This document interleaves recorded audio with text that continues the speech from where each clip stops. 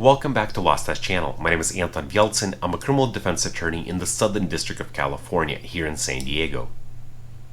A few days ago, a friend of mine was talking to me about carrying a knife for protection, and he mentioned this 3-inch blade rule, saying that in California, if anything's under 3 inches of blade, you can easily carry it, and then anything longer than that will be illegal. Well, the law is not that black and white.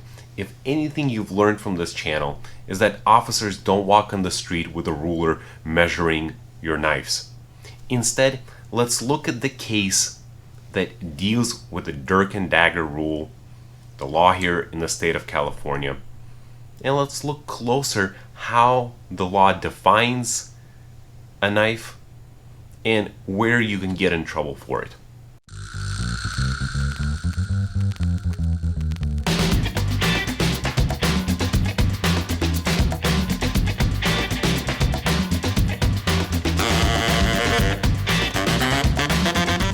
In this video, we'll be discussing the People versus Hester, which is a California state case.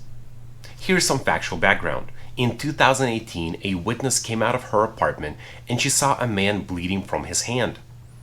She came up to him, she called 911, she then ran back to her apartment to get some rags. As she was giving first aid to the victim, she called 911 again and she provided some additional information. In the process, Mr. Hester came up to them and he was yelling that he was going to kill them. The victim told the witness that this was the man that originally attacked him. So the witness provided additional description to the 911 operator. She said that this was a taller man who had a backpack on and he might have been homeless. She also provided some additional information. At some point, Mr. Hester ran away from the scene into an alley. A few moments later, police came out, they went into the alley, and they found Mr. Hester, who matched the description, and later the witness also identified Mr. Hester as the perpetrator. They searched Mr. Hester and his backpack. On him, they found a box cutter that was the type that you fold in half. When you fold it open, the blade would lock. The blade was only 1 inch long. So if you can picture it, this is just a normal razor blade that you put in a box cutter. The second box cutter was found in the backpack. This was the type that was operated by a button on the side. When you push the button forward, the blade locks in place. Again, the blade was only 1 inch long. So Mr. Hester was initially arrested for assault with a great bodily injury and using a weapon that could cause that great bodily injury and possessing a dirk and dagger. He received a 6-year prison sentence. He now appeals and he tells the court that the box cutters that he had on him do not fit in the definition of dirk and dagger under California law. So let's take a look at the California law. How do we define dirk and dagger? Under Penal Code section 16470, dirk and dagger is a knife or other instrument with or without a handguard that is capable of ready use as a stabbing weapon that may inflict great bodily injury or death. Now there are some exceptions in the statute. A non-locking folding knife. A folding knife that is not prohibited under section 21510, which is a switchblade, or a pocket knife that is capable of ready use as a stabbing weapon that may inflict great bodily injury or death only if the blade of the knife is exposed and in locked position. So Mr. Hester says that a box cutter would fit under those 3 exceptions. Well, we obviously know it's not a pocket knife, and at the end of the day, the Court of Appeals says this, that under section 16470, which excludes only non-locking folding knives, non-switchblade folding knives, and pocket knives, the box cutter is defendant's backpack was non-folding.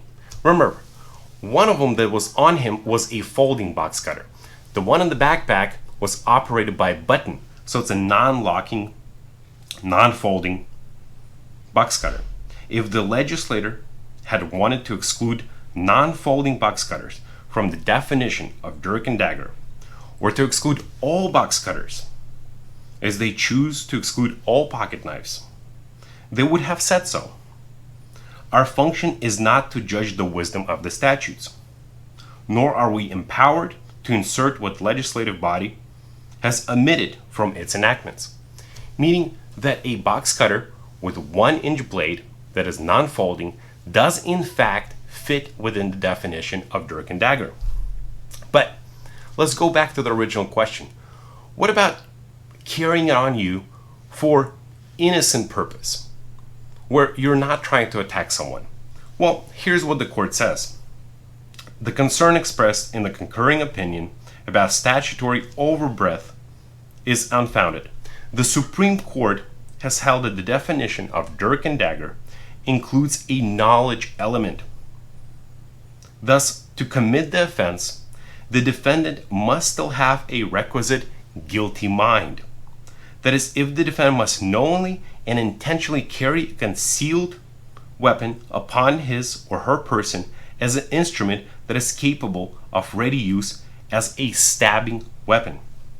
In addition, in incorporating a knowledge element, the California Supreme Court has generally recognized when the defendant is charged with an offense that penalizes possession of an instrument that is ordinarily usable for peaceful purpose, such as a box cutter, it can be used for peaceful purpose. The defendant may justify the possession by showing the possession was in accordance with the instrument's ordinary legitimate design. How does the defendant show ordinary legitimate design? Well, we look at the time and place of usage.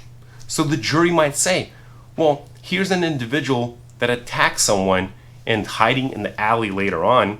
Well, he was not using that box cutter for legitimate purpose.